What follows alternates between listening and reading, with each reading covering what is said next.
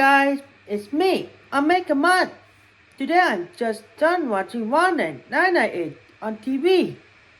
And today we are diving into one of the coolest, most underrated spy thrillers of the late 90s, Ronin 998, directed by John Frankenheimer, and starring Robert De Niro, Jean Reno, and Natasha McConnell. This isn't a typical Hollywood action film.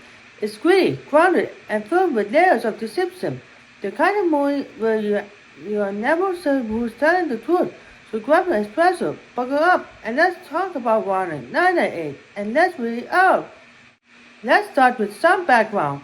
Ronin was released in 1998 and directed by John Frankenheimer, the same guy who made the Mature Candidate and Grand Prix.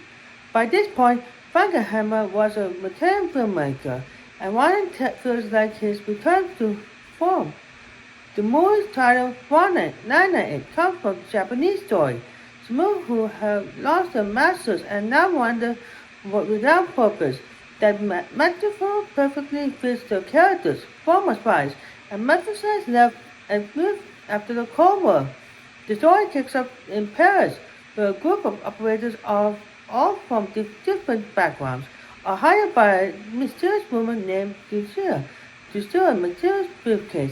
We never learn what's inside the case, and that's part of the point.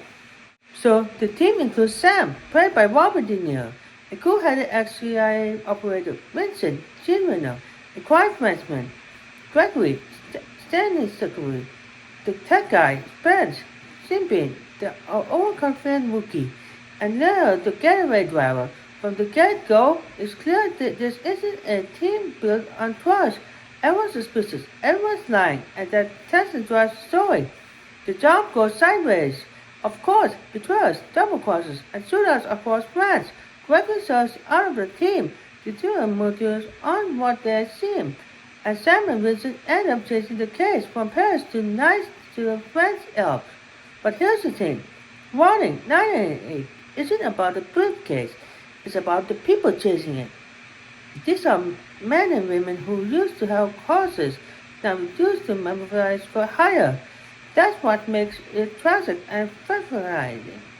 One thing, Ronin is famous for its car chases, and honestly, they are some of the best ever filmed.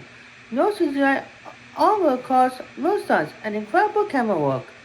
The chase through the streets of Paris, and especially the one nights, are legendary Frankenheimer, who had directed Grand Prix, responsible cameras, acting for more than one drivers, and tight editing to create per design. But beyond the spectacle, the action feels grounded, guns snap, people massage, and injuries actually slow characters down in it. It gives everything a sense of realism, something that modern action movies often miss. Let's talk themes. Like the title suggests, Ronin 998 is about loyalty, or the lack of it. Every character is a master samurai, operating in a post-Cold War where identity has crumbled.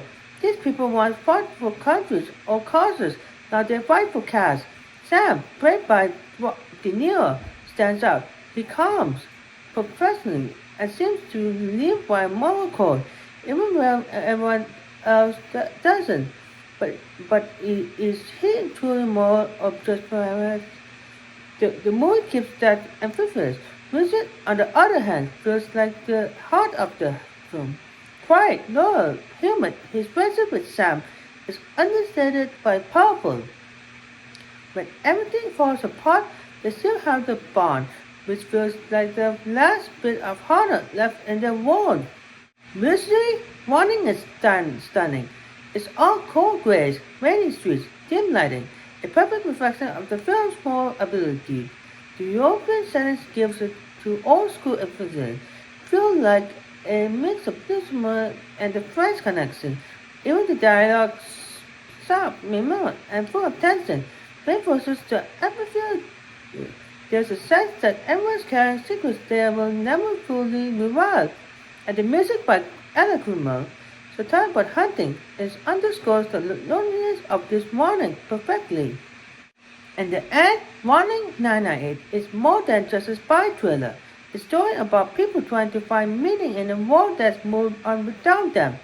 We never learn what's inside the briefcase, and that's the point. The briefcase is just a MacGuffin, a symbol of how these characters change purpose in a purposeless world.